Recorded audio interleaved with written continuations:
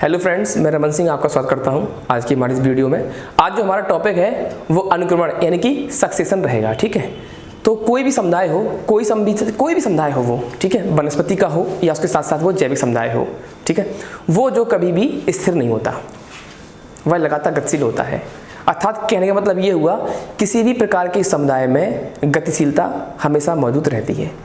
हालांकि इस गति की जो स्पीड है यानी कि जो इसकी चाल है वह काफ़ी मंद होती है और यह देखने में शुरुआत में नहीं आती है, लेकिन जब वह समुदाय चरम समुदाय को प्राप्त कर लेता है, अर्थात जिस समुदाय में ये अनुक्रमण, ये बदलाव, ये परिवर्तन प्रारंभ हो जाते हैं उस गति की वजह से, तो ये कब देखने को मिलती है? जब जाकर के वह चरम समुदाय को प्राप्त कर लेता है। अर्थात कहने का मतलब ये हुआ, समुदाय कभी भी स्थिर नहीं होते हैं, यह लगातार गतिशील अवस्था में रहते हैं। यह गति बहुत मंद होती है, देखने में आमतौर पर नहीं आती है, लेकिन जब उस समुदाय का रूप हो जाता है परिवर्तित, तब यह हमें देखने को मिलती है। तो इसी प्रोसेस को हम बोलते हैं अनुक्रमण। अर्थात एक समुदाय का लगातार क्रमिक समुदायों में परिवर्तित होते रहना और अंत में एक चरम समुदाय को प्राप्त कर लेना ही अनुक्रमण कहलाता है। ठीक, ये बेसिक सा कॉन्सेप्ट है सर। तो देखते हैं सबसे पहले अनुक्रमण, ये जो टर्म है ये किसने दिया, इसकी अवधारणा कहाँ से आई और किस तरीके से ये वर्क करता है, वो सारी चीज़ें हम देखेंगे और फिर हम देखेंगे किस प्रकार के प्रश्न जो है एग्जाम में से आ सकते हैं। तो जो अनुक्रमण शब्द है उसे हुल्ट ने दिया था। अनुक्रमण शब्द जो है हुल्ट, HULT, हुल्ट ने दिया था। ठीक है, और इसके साथ साथ इसकी जो अवधारणा है वह है बार्मिंग एवं क्लीमेंट। बार्मिंग एवं क्लीमेंट ने दी थी अवधारणा। ठीक है, और शब्द है वो दिया था हुल्ट ने। ये टर्म हुल्ट ने 1885 में दिया था। कमेंट बॉक्स में बताएं, भारतीय इतिहास में एक बहुत बड़ी घटना हुई थी। ठीक, एक स्थापना हुई थी बहुत बड़ी चीज़ की, वो आप बताएंगे, मैं यहाँ डिस्कस नहीं करूँगा। ठीक है, और जो बार्मिंग है इन्होंने इसे 1899 में दिया था और क्लीमेंट ने बाद में इसको दो बार 1907 एंड 1917 में इसको दिया था। ठीक है, तो डेट तो हालांकि कभी नहीं पूछते हैं, लेकिन फिर भी तो हमने क्या देखा कि जो अनुक्रमण जो शब्द है वो हुल्ट ने दिया और जो अवधारणा है वो बार्मिंग एंड क्लीमेंट ने दिया था। तो यहाँ ब्रैकेट में लिख देते हैं शब्द हुल्ट ने दिया था। कभी कभी एग्जाम में पूछा जाता है कि अनुक्रमण किस प्रकार की प्रक्रिया है, तो कैसी है? मंद गति से होने वाली दीर्घकालिक प्रक्रिया है। तो ये होती है मंद गति से होने वाली, मंद गति से होने वाली दीर्घकालिक। दीर्घकाल का मतलब है बहुत लंबे समय तक, मतलब 50-100 वर्षों से लेकर के ये हजारों वर्ष चलती है, दीर्घकालिक प्रक्रिया है। तो यहां पे आप करेंगे। कभी कभी एग्जाम में पूछ सकते हैं कि अनुक्रमण जो है वह किस दिशा में होता है, तो आप देखेंगे कि जो समुदाय है जिसमें ये परिवर्तन प्रारंभ हो जाते हैं, तो यह लगातार विभिन्न प्रकार के समुदायों में परिवर्तित होता जाएगा और तब तक ये परिवर्तन जारी रहेगा जब तक कि ऐसा समुदाय विकसित ना हो जाए जो वातावरण के हिसाब से सामंजस्य स्थापित कर ले। ठीक, तो ये क्या हो गया? एकल पथगामी, यानी कि एक दिशा में होता है। इसका कारण ये है, पूछा जाता है कि आखिर अनुक्रमण होता क्यों है, तो वो इस वजह से होता है कि जब कोई वानस्पतिक या जैविक समुदाय अस्तित्व में हो और वातावरण में लगातार परिवर्तन होते रहते हैं, तो उन परिवर्तन के हिसाब से वह जैविक समुदाय भी अपने आप को क्या करता है, उसके साथ सामंजस्य स्थापित करने का प्रयास करता है। तो जब तक सामंजस्य नहीं बन पाएगा तब तक जैविक समुदाय में भी पर्यावरण या वातावरण के हिसाब से परिवर्तन होते रहेंगे और यह परिवर्तन तब तक होते रहेंगे जब तक कि ऐसा समुदाय विकसित ना हो जाए जो उस वातावरण के साथ पूर्णतः सामंजस्य या साम स्थापित कर ले। तो जैसे ही जो नया बनता है समुदाय, और अगर वो कर लेता है उस वातावरण के साथ सामंजस्य, तो उसे हम चरम समुदाय बोल देते हैं। और जब तक वो नहीं कर पाएगा तब तक वो समुदाय बदलते रहेंगे, उन्हें बोलेंगे हम सीरियल कम्युनिटी या क्रम समुदाय। इसका एक कारण ये भी है। तो यहाँ पूछ सकते हैं कि जो अनुक्रमण है वह किस प्रकार की प्रक्रिया है, तो ये कैसी है? मंद गति से है, दीर्घकालिक है, ये भी है। इसकी दिशा कैसी होती है? एकल पथगामी, यूनी डायरेक्शनल। तो ये कैसा है?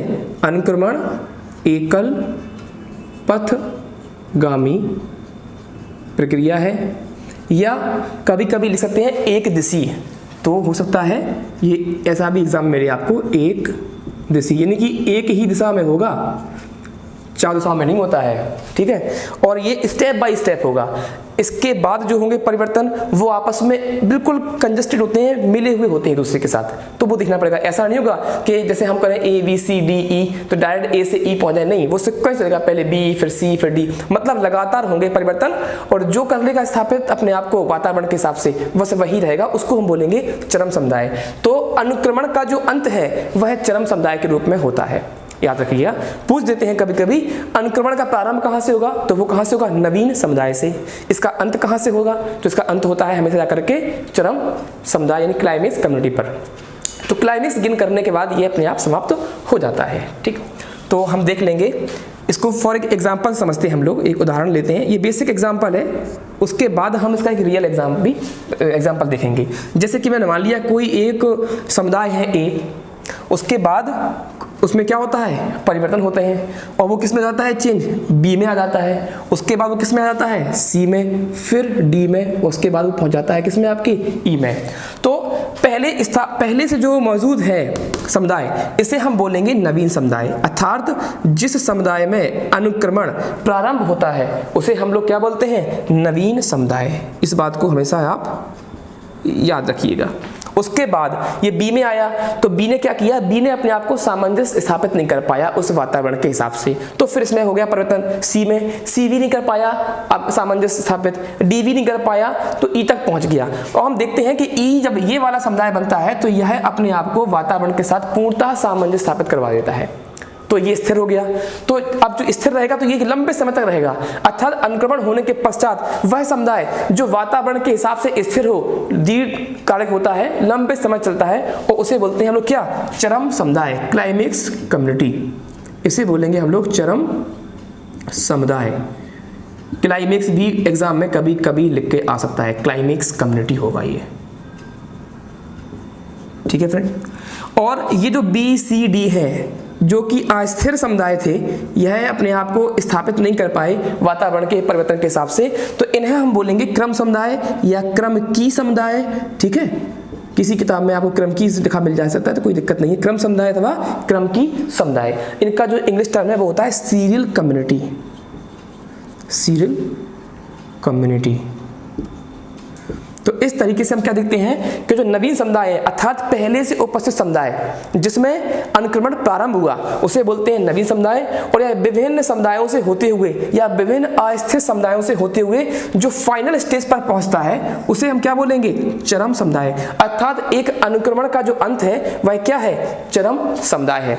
तो इसकी जो डेफिनेशन है वो इस तरीके से हो जाएगी, आप लोग इसे नोट करिए। अनुक्रमण किसी जैविक समुदाय में अथवा किसी वानस्पतिक समुदाय में हजारों या सैकड़ों वर्षों में होने वाली ऐसी प्रक्रिया है जो उस समुदाय की आकार व रचना में परिवर्तन कर देता है। और इस क्रिया में जो अनुक्रमण है वह तब तक जारी रहेगा जब तक कि नया बनने वाला समुदाय उस वातावरण के साथ पूर्णतः सामंजस्य स्थापित नहीं कर लेता। यानी जब तक सामंजस्य स्थापित नहीं कर लेगा तब तक यह लगातार जारी रहेगा। तो क्या हुआ, एक ऐसा सिस्टम है, ये ऐसी प्रक्रिया है जो किसी समुदाय की आकार और रचना में क्या कर दे, परिवर्तन कर दे और एक नए समुदाय को जन्म दे दे, एक नए समुदाय की स्थापना कर दे। उसे बोलते हैं हम लोग अनुक्रमण। और ये बहुत लंबी प्रोसेस है, इसमें 50 से 100 साल से लेकर के हजारों वर्ष तक लग सकते हैं। मतलब ये हुआ कि अनुक्रमण के जब हम प्रकार देखेंगे तो वहाँ हम समय अवधि भी देख लेंगे। अनुक्रमण के दो प्रकार होते हैं, एक होता है आपका प्राथमिक अनुक्रमण, एक होता है आपका द्वितीयक अनुक्रमण। जो प्राथमिक है वह 50 से 100 सालों के बीच में स्टार्ट होता है और जो द्वितीयक है यह लंबे समय चलता है। जैसे कि लावा से बनी हुई कोई चट्टान हो या पहले से कोई चट्टान हो, मतलब यहाँ कोई जीव जंतु ना हो तो वहाँ पर लाइकेन वगैरह डेवलप होंगे, इस तरीके से चलेगा, तो ये प्राथमिक कहलाएगा। लेकिन जब पहले से उपस्थित समुदाय हो उसमें जब हो अनुक्रमण तो उसे बोलते हैं द्वितीयक। एक आप ऐसे एरिया में जाइए जहाँ पर कुछ है ही नहीं, केवल चट्टानें पड़ी हुई हैं, अब वहाँ पे लाइकेन है, मॉस है, ब्रायोफाइट्स है, ये सब डेवलप होंगे तो इसे बोलेंगे हम लोग क्या, प्राथमिक अनुक्रमण। और जो द्वितीयक है वहाँ पर पहले से कोई ना कोई कम्युनिटी मौजूद होगी। जैसे कि बात करें एक तालाब का अनुक्रमण क्या है, तो एक तालाब का जो अनुक्रमण है वह पेड़ पौधों से भरा हुआ एक वन हो सकता है छोटा सा, जितना उस एरिया में तालाब होगा। कारण ये है विभिन्न स्रोतों से पानी आएगा, पानी के साथ मिट्टी भी बह करके आएगी। उधर पर जो प्लांट्स हैं वो डेवलप होने शुरू हो जाएंगे। पहले वहाँ शैवाल होंगे, उसके बाद बदलते रहेंगे, रूटेड होंगे, तैरने वाले प्लांट होंगे, बाद में जो है झाड़ियाँ होंगी और फिर वृक्ष हो जाएंगे। और एक दिन ऐसा होगा कि वो पूरा तालाब जो तालाब था वो मैदान के रूप में बदल जाएगा। तो ये क्या हुआ, इसका अनुक्रमण, अर्थात ये इसकी क्लाइमेक्स हो जाएगा। पर हमेशा इस बात का ध्यान रखना आवश्यक है कि जो अनुक्रमण है वह तब तक जारी रहेगा जब तक कि क्लाइमेक्स कम्युनिटी को वो गेन नहीं कर लेगा। क्लाइमेक्स कम्युनिटी आते ही वह क्या हो जाएगा, स्थिर, बहुत स्थिर। उसके बाद जैसे ही वातावरण में होंगे परिवर्तन वैसे फिर स्टार्ट हो जाएगा ये परिवर्तन। तो हम यहाँ देख लेंगे इसके जो प्रकार है, इसके दो प्रकार हैं अनुक्रमण के। अनुक्रमण के दो प्रकार हैं, एक होता है प्राथमिक अनुक्रमण और एक होता है आपका द्वितीयक अनुक्रमण। ठीक है फ्रेंड्स, तो ये कभी कभी एग्जाम में पूछ सकते हैं इसके प्रकार। ये हमें समझा। अब हम एक वास्तविक एग्जाम्पल देख के चलेंगे, जैसे कि एग्जाम में आ सकता है। छोटा सा एग्जाम्पल है, इस एग्जाम्पल के बाद आपको अच्छे से क्लियर हो जाएगा अनुक्रमण कि किस तरीके से यह वर्क करता है। सबसे पहले हम यहाँ पर एक वाटर सक्सेशन यानी कि जल अनुक्रमण देखेंगे। इसमें हम देखेंगे जल अनुक्रमण, हेडिंग है हमारी जल अनुक्रमण, अर्थात जल में किस तरीके से होगा।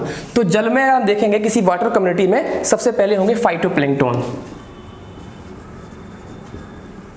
फाइटोप्लैंक्टन।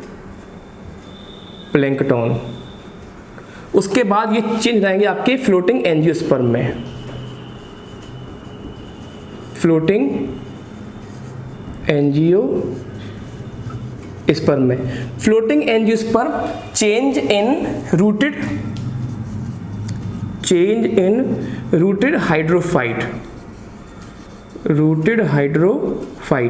और उसके बाद ये rooted hydrophyte change in sages